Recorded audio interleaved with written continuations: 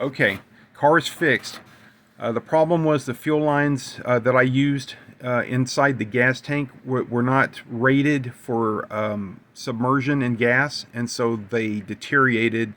I installed them 2 years ago, and it took 2 years, but they finally cracked and lost pressure. The computer recognized the loss of pressure and treated it as a lane condition and made the trims go positive to try to add gas. So that's the full diagnosis.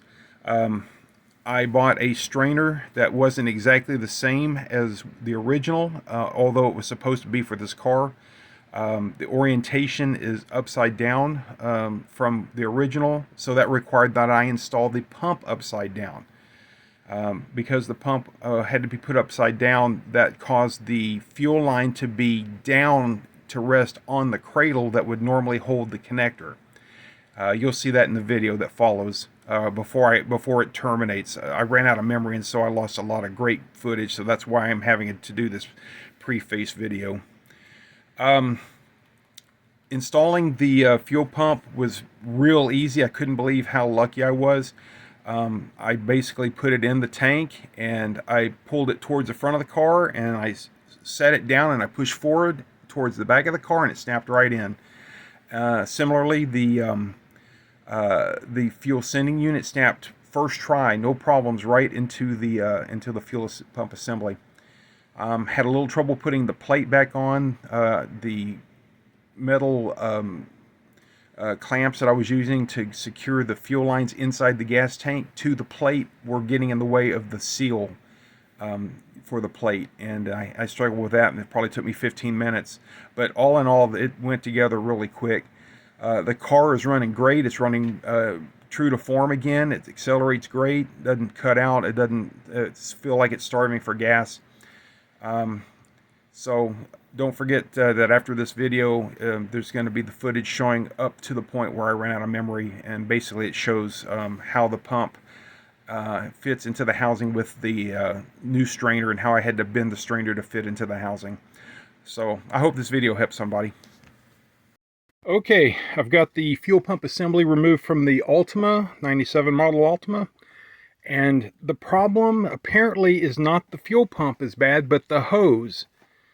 The hose is cracked, and so it's probably leaking at least somewhat, and that was causing the fuel pressure problem, I suspect. This hose was not the proper hose to use. It was just regular fuel line hose. And not even a high pressure fuel line hose. This is something I picked up at AutoZone. I told them at the time I needed something that would work in the gas tank, and they assured me it would, but this is not rated for that.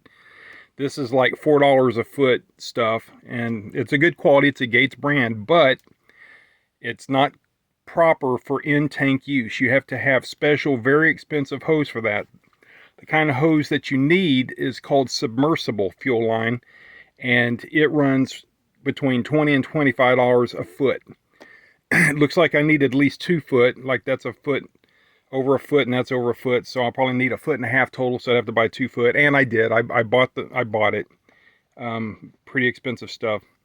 But that, I believe, is all that's wrong with this. However, since I bought a new Dentsu fuel pump, and I've got a new strainer for it, I'm going to install those along with the new fuel line, because I don't ever want to have to do this job again.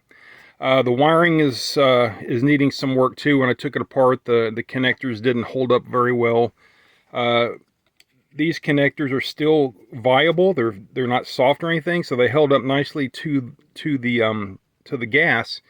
But these rubber things, the gas, they didn't like the gas. They got soft, and now that it's been out of the gas for a while, it feels pretty much normal again. But they're not keeping the gas away from the contacts, and I really didn't expect it to. So I'm going to need to redo these connectors. So going to be doing some wiring and some soldering, replacing the pump and the strainer and the hose, and I'm going to get this back in the car. Alright, so I thought I'd better videotape how I'm taking this apart. There's 4 clips like this, and as you can see, they break pretty easy. So when you're removing them, be very gentle and pry them up gently, just enough to get past that tab there. And after you got all 4 of them, then just lift it off. just like that. Well, just like that, and feed the wires through.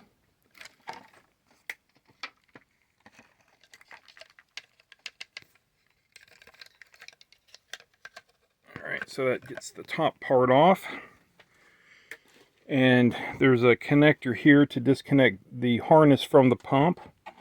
And I guess I'll put the assembly together before I snap this in, but to get it off, to get the connector off, you've really got to get to the pump. So you can see how this works. The pump just sets in here. It's got the strainer there. It's pretty grunge. Wow, look at all that stuff that got collected in there. What is that? What is that stuff? Dirt? Carbon? I'm not sure. But anyway, I'm glad it's out of the gas tank now. Or is that part of the rubber? Maybe the rubber got eaten up and that's where it ended up. I don't know. Not sure what that is. It feels like dirt. What's that? What's that thing? Piece of plastic. I have no idea. Anyway, that's getting cleaned up before I put it back together. Get that out of the gas tank. This car, when I bought it, had really old, nasty gas in it. So this may be a remnant of that. No idea. Anyway, continuing. Alright, so I'm getting ready to start putting this back together, and I'm comparing the strainers here. The one that I bought is quite a bit larger than the one that was originally used in the car, and this is supposed to be compatible with 97 Nissan. So I may have to do some bending to it or something, but I definitely want to replace it if I can, because the old one's old. I reused it, you know, because I had to. And this one's nice and clean, so it looks like when installed, it will work out to be about an inch longer, but at the right angle and depth. So I'm going to use it if I can, but I just wonder if this is supposed to bend. It feels like it bends okay, so I guess that's the way it's going to work. Just put it in there and bend the tip of it. One other comment here, there's a clippy thing that your new pump will not come with that you've got to reuse, and that clippy holds the pump on, or I'm sorry, the strainer onto the pump. So I guess if I look at it like that, I don't know. Got to figure this out if I'm going to be able to use this. It looks like the orientation is different. This one has got the little hole for the clip pointing down, and this one looks like it would point up. If I put it like that, then it's going to be wrong, isn't it? I guess the pump can be put in upside down. I'll try it and see what happens. Alrighty, so I'm going to do a comparison between the two pumps just to get an idea of the quality and make sure they're pretty much the same. This is the one that I bought 2 years ago. It was installed 2 years ago.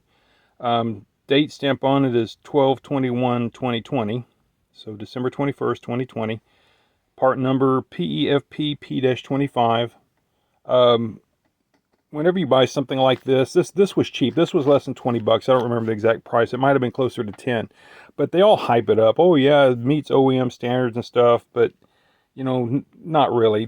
You're lucky to get 5 years out of something like this. But just comparing it to this one, which I should get 20 years out of. This one, by the way, costs $100. This one costs less than 20. This is definitely metal. I can't tell if that's metal or plastic. It probably is metal.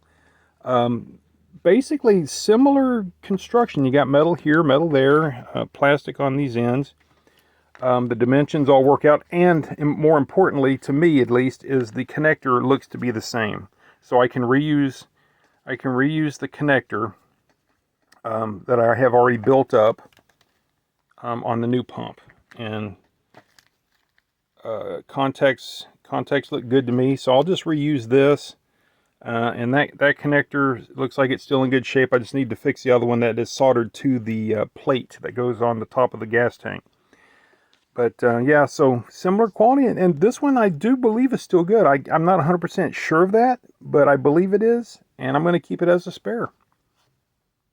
So the new hose has been cut. I just wanted to take a closer look at this older original hose. This was made in Mexico hose, Gates brand, 9.5 millimeter. I'm putting 3/8 inch back in. This is 30R7. I'm putting 30R10. Not sure what that means, but that's what's happening.